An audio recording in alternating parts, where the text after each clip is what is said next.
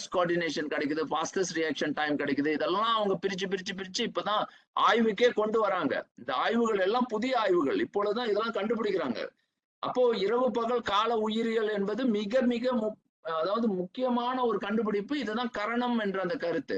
இன்னொன்று நீங்க பாருங்க, இந்த சிர்காடியன் ரிதம் அப்படின்றது, சிர்கா அப்படின்னாக்கா அபவுட், அதாவது பாத்தீங்கன்னா சிக்கா அப்படின்ற இந்த டிஎன் வந்து அப்படின்றது ஒரு நாளினுடைய ரிதம். இந்த ஒரு நாள் ரிதத்தை வந்து அப்படியே மேப் பண்றாங்க.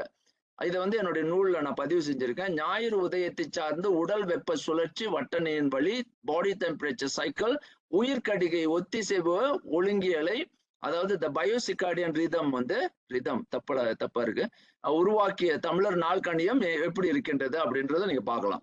அதாவது இங்க ரிதம் அப்படின்ற ஒரு கருத்து இங்க எப்படி அது உருவாகுது அப்படின்றத நம்ம பார்க்கலாம்.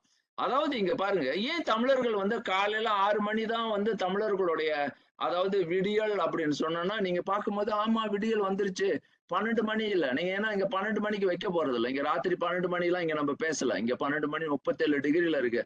அதாவது காலையில 6 மணி இறங்கும். இங்க பாருங்க அப்படியே ஒரு சுழற்சி கரெக்டா ஞாயிறு வந்து அதாவது விடிய காலை மறுநாள் விடிய காலை 6 மணிக்கு ஒரு முழு சுழற்சி வட்ட சுழற்சி அழகாக கிடைச்சிரும். 36 38 தொட்டு திருப்பி மீண்டும் 36க்கு வந்து நின்றோம். அழகாக ஒரு எழுச்சி பெற்று மீண்டும் அதே இடத்திற்கு வந்து முடியும்.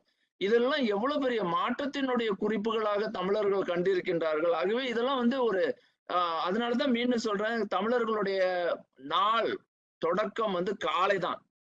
இதுல தெளிவா நம்ம பார்க்கலாம். இந்த மாதிரி நிறைய ஆதாரங்களை கொண்டு வந்து வைக்க முடியும். இன்றைக்கு அறிவியல் வந்து நமக்கு வேண்டுமோ வேண்டாமோ அதை அழகா உறுதிப்படுத்தி கொண்டு இருக்கு. அப்ப நம்மவங்களுக்கு தான் இதெல்லாம் வந்து ரொம்ப தாழ்மையா பாக்குறோம். இதெல்லாம் என்ன பெரிய இது அப்படின்ற மாதிரி. அது தமிழர்கள் வந்து அந்த அந்த அறிவியல் வாழ்க்கை முறையை பார்க்கவே மாட்றாங்க. அவங்க வந்து எப்படின்னா இன்னும் வந்து இந்த சிந்தனைகள் வந்து பிற்போக்கு நிலையில பார்க்கின்ற அந்த முயற்சிகள் தான் நடக்குதே தவிர, ஏன் இவ்வளவு வாழ்க்கையினுடைய அறிவியலாக விளங்குற இந்த வாழ்க்கையில ஏன் நம்ம வந்து மேற்கொள்ளக்கூடாது? அப்ப அந்த தீவிரம் நம்ம கிட்ட இருக்கும் பாருங்க. இன்னைக்கு 12 மணின்னா எல்லாரும் 12 மணி தானே கொண்டாடுறாங்க. நானும் 12 மணிக்கு கொண்டாடுறேன். ராத்திரி 12 மணிக்கு வெடி வெடிச்சிட்டு இருப்பாங்க. யாருக்குமே சம்மந்தம் கிடையாது. அப்போ காலை உதயம் என்பது நான் முன்பே சொன்னேன். கால உதயம் என்பது நமக்கு மட்டுமல்ல, உயிர்களுக்கும், மற்ற எல்லா உயிர்களும் அதை வந்து அங்கீகரிக்கும்.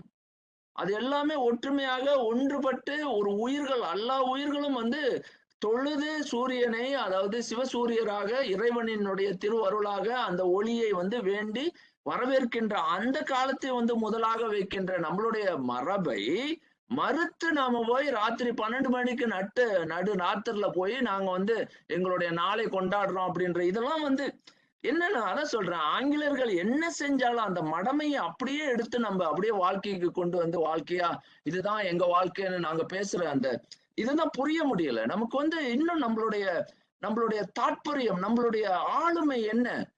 தமிழர்கள் வந்து சாதாரண வாழ்க்கை முறையில வரல. அவங்களுக்கு வந்து ஒரு பெரிய அறிவியல் பின்புலத்தோட அவங்க வந்து வாழ்க்கையை வந்து தொடங்கி மாபெரும் மரபினை உருவாக்கி இருக்கின்றார்கள் அப்படின்ற கருத்து நம்ம உள்ளத்துல ஆழமாக விதைக்கப்படணும். ஒவ்வொரு குழந்தைகள் மத்தியிலும் அது வளரணும். அப்பதான் நமக்கு அந்த எழுச்சி வரும்.